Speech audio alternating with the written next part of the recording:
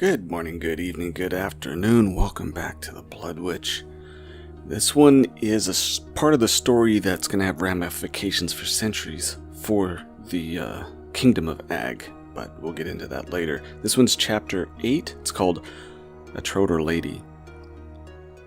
Here we go.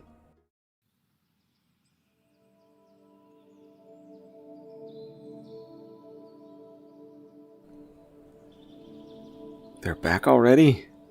I think General Braxton isn't taking his responsibilities seriously. What could he have done in just a week?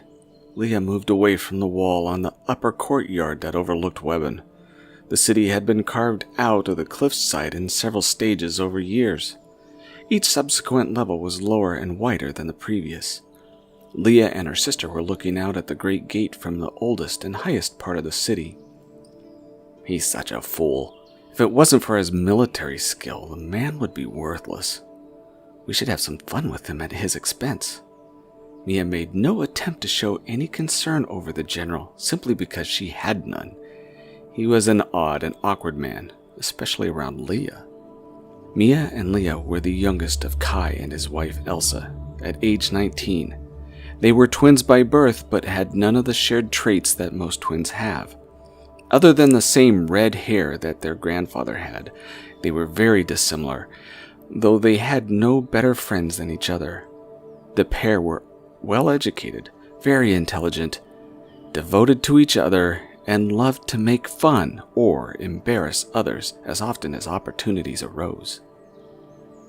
There will be another evening of entertaining and returning dignitaries. We need to go visit the cook. I do believe that our General Braxton might have gone too long without some excitement to his meals. Leah had a devilish smile as she spoke. The twins rushed to the garden to ferret out some of their favorite herbs. It was a mark of partial magic and good fortune that allowed a wide variety of herbs to grow in Webben.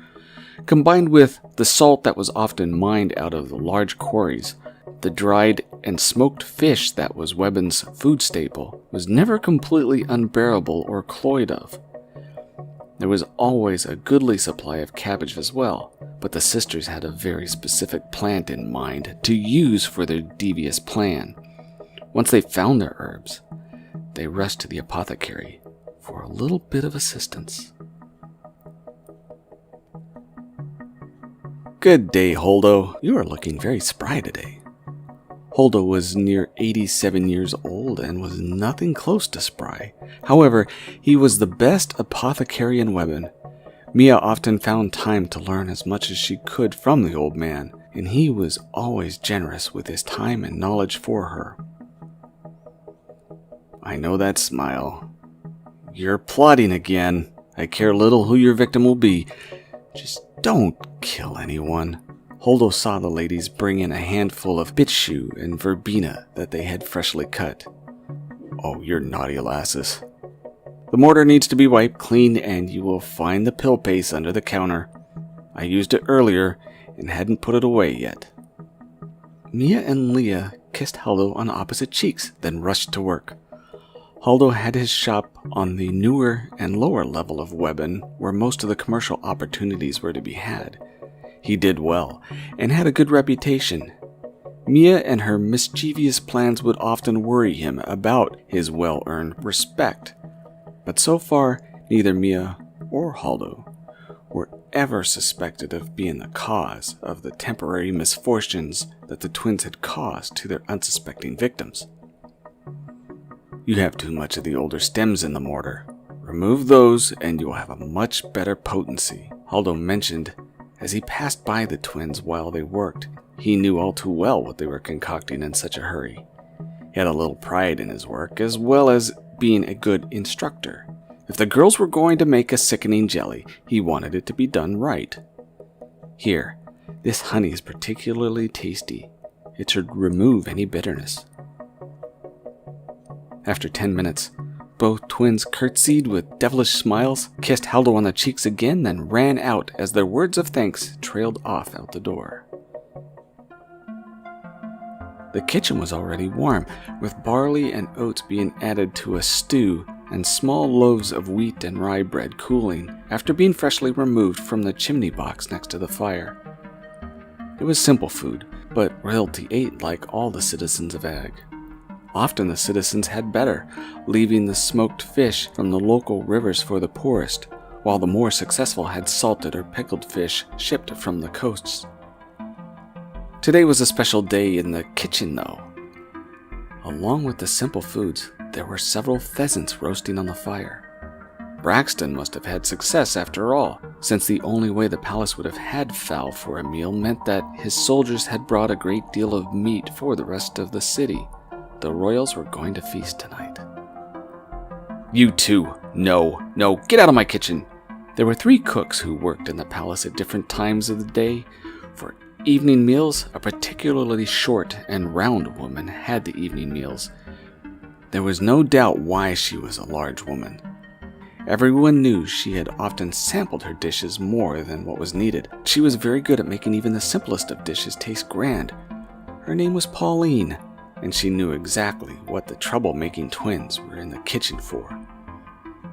"Don't you dare pollute my food! Be gone, you treacherous little witches!" Pauline exclaimed. "Oh, come now. You know it's not proper to talk to your sovereigns like that," Leah said with a smile. Pauline's words were accurate for the occasion, and all 3 knew it. "Sovereigns? The only thing you 2 are going to be sovereign over are the gates of Florden. You 2 will rule there for eternity someday." Florden was where they believed all fools went after their deaths, and Pauline had no doubts about the destination that awaited the twins. "Pauline, have you made the sweet cakes yet? I have a special honey glaze. I wanted to give it to General Braxton on his cake. I think he likes me, and what better way to welcome him home than with a special gift from the woman that he admires." "Leah, you're not going to poison him. Keep your hands away from my food. You 2 need to be gone." Pauline was serious, and her intent was left without any question as she raised her voice to chase the twins out of the kitchen.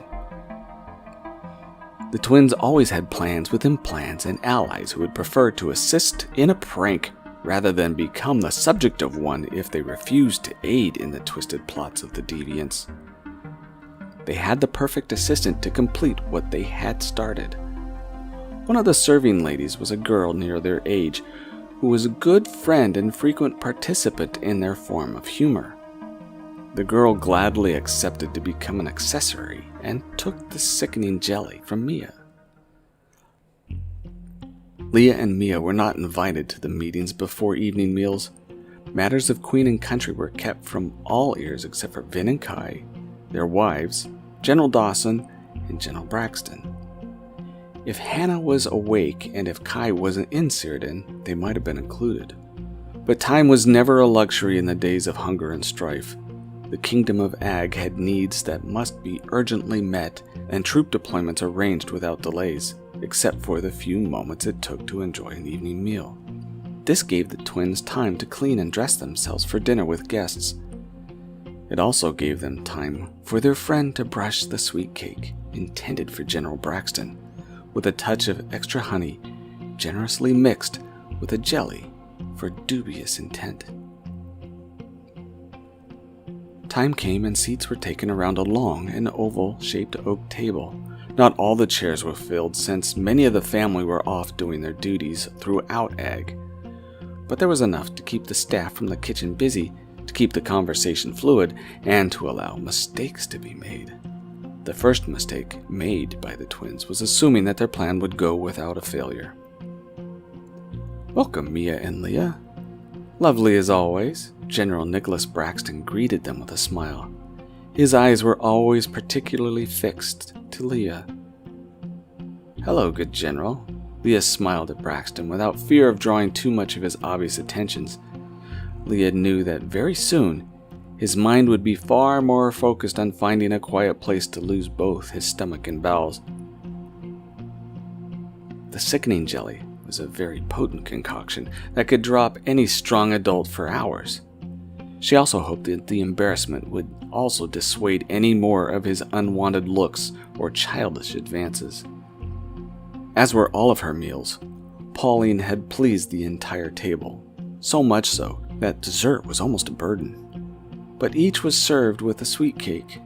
Mia and Leah were then set to worry once they received a very stressed and worrisome look from their serving friend as she placed the pastries. It was obvious that they had been replated for finer dishes. The cakes had been shuffled without her knowledge, and now the surprise was about to be much more profound. The twins looked at each other so often and with almost hidden stress that it drew the attention of Vin. "Nieces, are things well? Is there anything that you need? You seem troubled." "No, Uncle, all is well. We just have a poor habit of sharing gossip in inappropriate times, nothing more," Leah conveyed in a calm voice. "Gossip should be avoided. You will find that the perpetrator of foul news often later becomes its subject. You would do well to speak only of kindness and truth. Leave rumors to war and strategies of nations," Vin's wife Daphne proclaimed. Both girls lowered their heads and said in unison, "Yes, ma'am." It was but a long moment after dessert was served that the poor victim of the prank was discovered. Daphne coughed in a near-hidden and dignified manner. It wasn't the last, and with each passing second more symptoms arose. A rare side effect of the sickening jelly, so rare that it was almost never seen, is spasms of the chest and diaphragm, not just intestines. Daphne was unfortunate enough to be the subject of this rare and very life-threatening effect. Her breathing became quick, shallow, and very intensely struggled over. In a few seconds after, she fell to the floor. Vin and several of the others dropped to the floor to try and help Daphne breathe, but the panic of everyone in the room only hindered her aid. Leah, realizing so many of the wrongs that she and her sister had done, ran from the room with an assurance in her mind that she had just ended the life of her aunt. Mia put her mind to work for some sort of counteragent or cure. One of the serving ladies ran to see if Hannah was awake enough to use some of her magic for a cure. Mia remembered, just as the girl darted out, a formula to help with breathing. As fast as her abilities allowed, she ran to the herb garden and gathered fenugreek, peppermint, and oregano. A mortar was found in the kitchen and quickly used to try and make a remedy for the suffering she had caused. Daphne was set up against the wall, where she sat trying to breathe. She did well at remaining calm while struggling for breath. She showed signs of having her symptoms under control until the jelly started to take its toll on her digestion. Uncontrolled spasms set in with immense pain, followed by explosive defecation.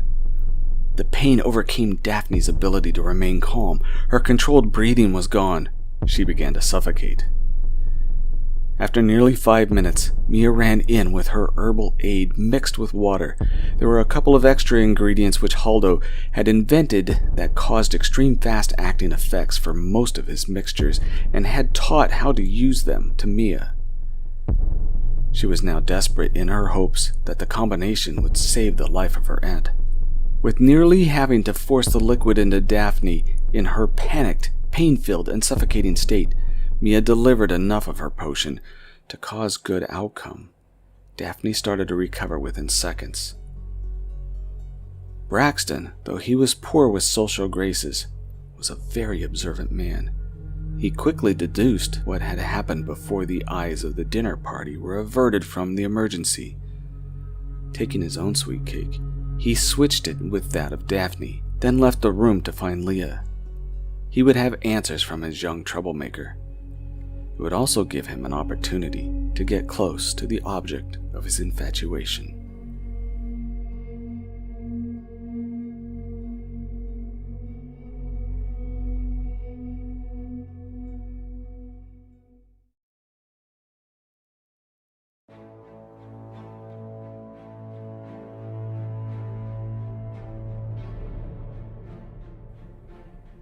End of chapter 8.